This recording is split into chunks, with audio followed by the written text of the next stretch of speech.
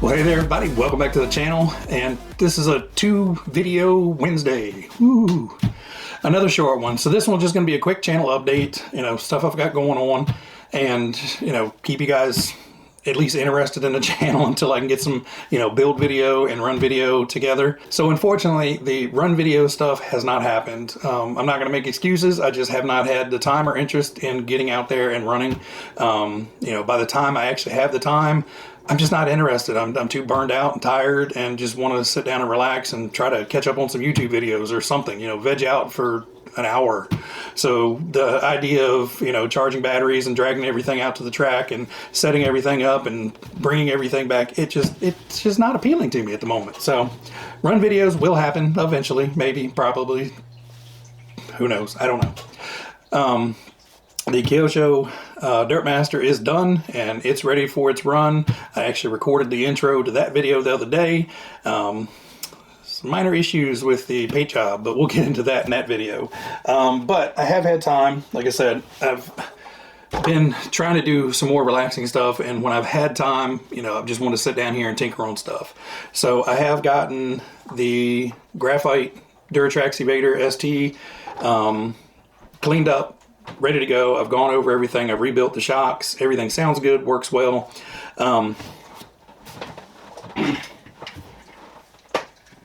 Unfortunately, when I got it, they didn't tell me that the ESC was not working, so that's trash. But I did get it ready. I made a new wing back here because, and I don't know if you guys have seen the previous video, that would be here probably. It had a wing on the back originally and somebody super glued it down, which basically all that gives you is a wing that breaks off and you're left with super glue stuck to one side or the other. And unfortunately it was all stuck to the body, but I did put a new wing on and it's actually screwed down through the body so it won't come off. And I just threw an old Pro Match sticker on there. Used to have a bunch of Pro Match racing battery packs back in the day. So I just threw that sticker on there. And since I was digging into this guy, that got me into digging into this guy. Now this is a completely different Evader than you guys have seen before. Because the one you've seen before is this guy. And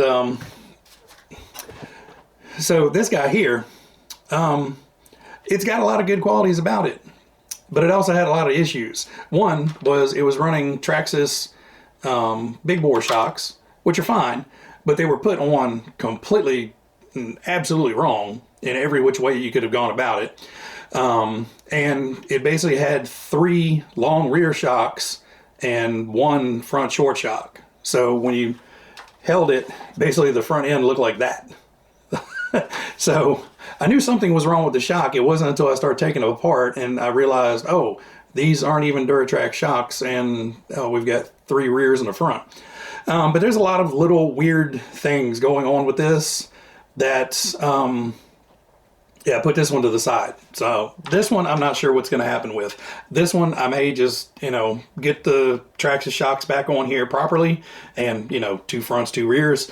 And I may just end up giving this to another channel at some point. I haven't figured it out yet. But this one is the slightly more upgraded version than this. So this one has all the hex hardware and the big heavier turnbuckles with the ball caps on there, the rear CVDs and everything.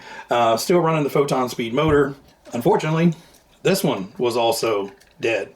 So that is 2 Sprint ESCs that evidently that's why they named them Sprints. They only lasted for a short amount of time and then they died. But this one, like I said, this one's going to be I got to figure out what's going on with that, and we'll cross that bridge at a later date. But at some point I had come across another smoking deal on a Duratrax Evader. I think I paid $50, $55 for this shipped, and it's barely been run. The chassis is in great shape. It's got some scratches here, and it's got some scratches at the tail like you would expect. But overall, arms aren't torn up, nothing's broken, everything is in great shape. And this one didn't have an ESC in at all. It did have the photon speed motor, so basically put a 1060 in here, cleaned up everything, rebuilt the shocks. These are Duratrax shocks. These are the plastic body, on here the aluminum body. This has the kind of more just off-road tire to where this buggy has the, you know, true buggy tires on it.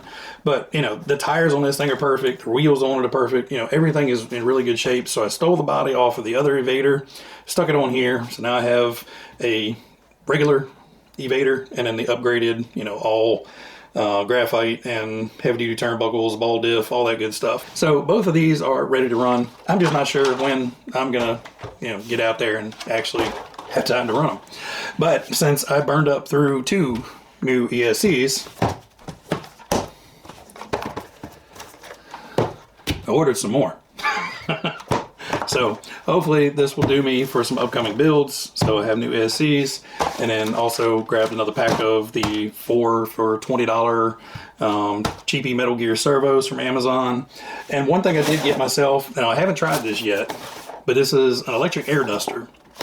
So out in the garage, when I had my original studio, you know, I had compressed air out there. So when I was cleaning up stuff, either after a run or, you know, during a rebuild, you know, I had compressed air right downstairs. It just went pss, pss, and, you know, a lot of stuff came off. So I do have a compressor in the house that I could use, but it's one of those really god-awful loud ones that, you know, sounds like an angry lawnmower mixed with some kind of industrial equipment. And, yeah, I don't want to run it in the house very often and, you know, be scaring everybody upstairs every time I go to blow something off and that thing cycles on. Or, you know, the fun thing of forgetting to turn it off, and then at 3 in the morning, you know, that thing cycles on because the air pressures drop slowly and, you know, wakes the entire house up. Anyway, I'm going to get this guy, you know, unboxed and play with it for a while. But I got it off of Amazon. It was like 35 bucks, I think. I can't remember. I think it was like 30 bucks. I think there was a coupon that brought it down to like 30 bucks. But it had pretty good reviews. This is a corded version. I opted not to get the cordless version. They have a ton of those out there for 30, 40 bucks. But everybody said the corded version has more air pressure than the cordless. And it makes kind of sense. You know, 120 volts versus, you know, 12 or 16 or whatever those things run at. Anyway, so this is something that should help me out. Another tool for the shop down here, and hopefully won't, you know, wake up the neighbors every time I run it. But I will kind of, you know, do a little review on that, because I'm sure this is something that a lot of guys would like to have. You know, this is something you can walk out on the back porch, plug it in, and, you know, blow your car off instead of making a complete, absolute mess of your house. So we'll see how that one works. Otherwise, I've got one rebuild kind of in the works. I actually started the body for that before the actual rebuild, so hopefully that doesn't, you know, kick me in the rear and I find out that, you know, I've got a really nice body on a car that needs a lot of parts. The car looks pretty good, so I'm pretty confident there. So I've got that in the works. I've got I got a problem talking. I've got the Associated RC10, the gold pan that had the goofy switches drilled into the chassis. I've got that torn down. I need to get that out. I'm going to try to do the peroxide treatments on that to brighten up those plastics because they're very yellow. And I figured, you know, this is going to be kind of, it's the experimental chassis.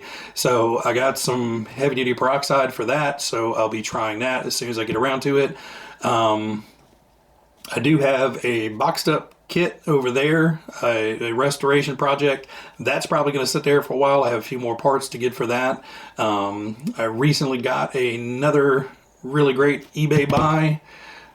So that should be showing up here this week.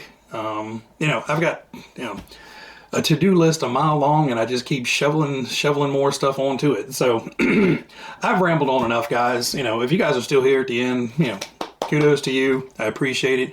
You guys are probably my most loyal fans that hang out to the end.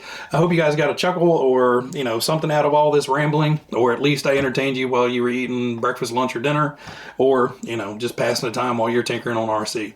Anyway, guys, everybody out there, you guys be happy, be healthy, be safe, and I will catch you on the next one. See ya.